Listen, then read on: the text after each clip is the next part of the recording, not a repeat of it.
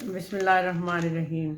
MA. Urdu अदब साल अव्वल पर्चाए दोम अफसानवी नसर और ड्रामा। मीर अमन की बागो बहार की तहज़ीब व मुआशरत का जायज़ा पिछली वीडियो में पेश किया जा चुका है और आज बागो बहार की ज़ुबान व बयान का हमने जायज़ा लेना है।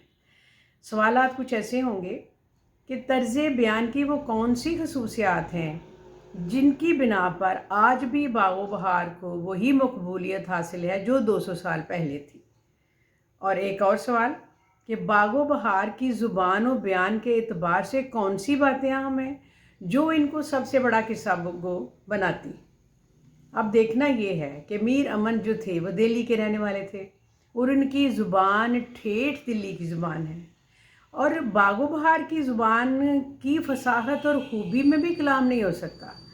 इसके अलावा जो बातें देखने की हैं वो ये हैं कि सैकड़ों मुहावरे और अल्फाज ऐसे मिलते हैं जो आजकल की तहरीर या बोलचाल में नज़र नहीं आते।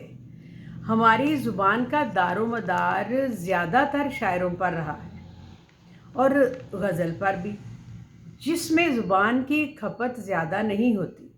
जिस तरह शायर से सनद लेता है, आम पढ़ने वाले भी शायरी की ज़ुबान को ज़ुबान मानते हैं और लुग़त नवीसों ने भी उन्हीं की पैरवी की है, जिसकी वजह से कुछ अल्फाज ऐसे पड़े रह गए जो उनकी जो गुमनामी से जिनको निकाल कर काम में लाया जाए तो ये मुमकिन नहीं है, वो ऐसे ही रह जाएंगे। ज़माने के हाथों हर चीज़ तगैर व तबद्दुल उसको होता रहता है। ज़माने के को भी इससे इनकार नहीं। बहुत से अल्फाज और मुहावरे मतरूक हो जाते हैं, बाज़ ज़ुबानें तो मिट कर रह जाती हैं और बाज़ मुज़क्कर मुअन्नस और मुअन्नस मुज़क्कर बनकर जुमलों की तरतीब भी बदल डालते हैं। बागो बहार को लिखे तकरीबन 200 साल हो चुके हैं। इसके बाद भी कई अल्फाज बदल गए हुए हैं। जैसे वो लिखते हैं ना कि जैसे घोड़े की भागें डाल दियाँ, या ये बातें होतियाँ थीं, या ज़रा मुसर्रत आई तो मैं अपने तई मुर्दा ख्याल किया। बागो बहार में एक बात काबिल गौर है कि मीर अमन अपनी किताब के दिवाचे में बागो बहार के बारे में लिखते हैं कि उर्दू ज़ुबान की हकीकत का ज़िक्र क्या है। मीर अमन हिंदियों में वो पहले शख्स थे जिन्होंने उर्दू ज़ुबान और उसकी नशोनुमा का ख्याल रखा और हाल लिखा है।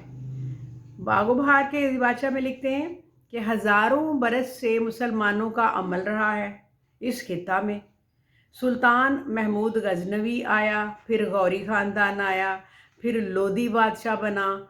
इस आमदरफ्त ने हिंदुस्तान की जो ज़ुबान थी वो आमेज़श सी बन गई। आखिर अमीर तैमूर ने हिंदुस्तान को लिया और उसके आने से जो उसके रहने से लश्कर का जो बाज़ार में दाखिल होना था और शहर का बाज़ार जो था वो लश्कर बाज़ार कहलाया। ये इसकी हकीकत फिर यहाँ से चलती है। आगे देखते हैं कि जब अकबर बादशाह आता है और चारों तरफ के मुल्कों के वफूद का तबादला होता है, वफद इधर उधर आते जाते हैं, बातचीत होती है, लेन देन होता है, अपनी अपनी बोली सब बोलते हैं और इस बातचीत के लिए एक ज़ुबान मुकर्रर कर दी गई। और एक जामिया मस्जिद जब तामीर हुई तब बादशाह ने खुश होकर खिताब किया और बाज़ार को उर्दू मोहल्ला का नाम दिया। मीर अमन ने पहले शेर में मीर अमन ने सबसे पहले इस बारे में लिखा है। मीर अमन जो थे वो उस वक्त उस ज़माने में किताबें बहुत कम लिखी गई। सिर्फ एक तहसीन की 9 तर्ज़ मुरस्सा थी जिसकी ज़ुबान के मुतालिक मौलवी अब्दुल हक कहते हैं कि इस किताब की ज़ुबान ऐसी है कि पढ़ते हुए जी मिताने लगता है। बागो बहार जिस ज़माने में लिखी गई उसका तकाजा ये था कि उसकी ज़ुबान आसान हो, इसलिए जो भी किताबें लिखी गई सादगी उनकी खसूसियत थी। इसी वजह से बागो बहार उनमें अव्वलीन है कि उसने आला अदबी महासिन को बरकरार रखा। मीर अमन बयान की सादगी के साथ साथ अल्फाज की फसाहत और उसकी सलासत और अदबियत के मयार को भी पूरा करते हैं और साथ ही नसर में हम आहंगी और शगुफ्तगी के मयार को भी बरकरार रखते। आमियाना अल्फाज से परहेज़ किया गया है। जो फ़िक्रे हैं और जुमले हैं उनकी तरतीब और तवाज़ुन बरकरार रखा, जो उस अहद की किस्सा गो के हाँ नहीं मिलता। अल्फाज और मुहावरात का बरमहल इस्तेमाल पर वो कुदरत रखते हैं। बागो बहार की ज़ुबान महज पुरशिको अल्फाज की तराकीब का ताना बाना ही नहीं है, बल्कि इतनी वाज़े ज़ुबान है कि इसको अपने अहद की अक्कासी भी पूरे तौर पर की है इसने। मुसन्निफ़ अपने आप को दिल्ली वाला होने का कहने का शौक़ था, इसलिए बागो बहार में दिल्ली की बोलचाल की ज़ुबान ही लिखी गई है, और ना कि उस वक्त नसर नवीस रजब अली बेग सरूर जो लिखते हैं, जो उनके यहाँ है।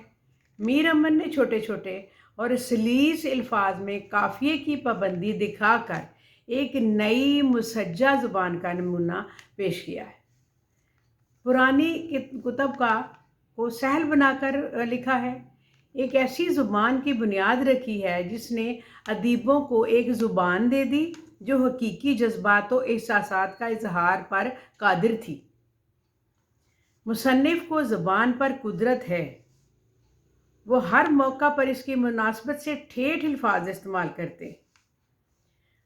बहरकैफ ये हर किस्म की वारदात का नक्शा ऐसी खूबी से खींचते हैं कि उसके कमाल इंशा परदाजी की दाद देनी पड़ती है, और ना बेजातूल ना फजूल अल्फाज, सादगी के साथ फसाहत और लुत्फ़ को बयान में रखना उनका कमाल है, कमाल फ़न है।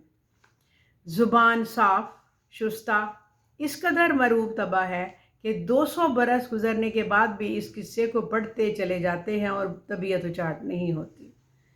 यही कमाल इंशा परदाजी है।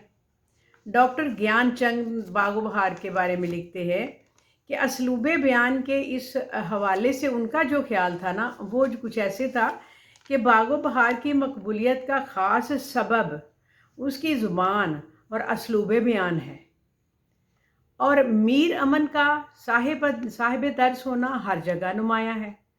और ये बिल्कुल दुरुस्त है कि जो मर्तबा मीर को गज़ल में हासिल है वही गज़ल गोई में है, वही मीर अमन का नसर में है। उन्होंने अपनी किताब आसान और बामुहावरा ज़ुबान में उस वक्त लिखी जब कि फ़ारसी और अरबी अल्फाज की कसरत काफ़िया रदीफ़ की रंगीनी को ही काबिलियत का मेयार समझा जाता था।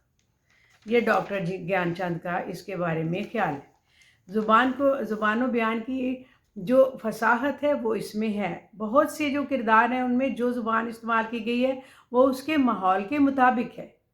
जिस तरह से बागो बहार को उन्होंने आज भी उसी मेयार और उसी तौर तरीके का बना दिया है कि आज भी पढ़ने से उसका जो दिल उचाट नहीं होता। और उस ज़माने में तो किस्से कहानियाँ लोग इसी के ही बयान करते थे, और ये बड़ी बात थी कि कोई जाहिल से जाहिल भी जो बंदा था ना, उसको भी इसके किस्से कहानियाँ याद थे, जो अपने बच्चों को और अपनी महफिल में सुनाया करते थे। बागो बहार का ये कमाल जो था, आज ज़रा थोड़ा सा लोगों का किसी कहानियों से ताल्लुक़ ख़त्म हो गया है। इसमें बहुत ज़्यादा हिस्सा कंप्यूटर का भी है, लोगों ने उधर ध्यान देना शुरू कर दिया, इसको छोड़ दिया, लिहाजा ये बात इसलिए कम हो गई है। और आप इसको लिंक कीजिए, सब्सक्राइब कीजिए, शेयर कीजिए। खुदा हाफिज़।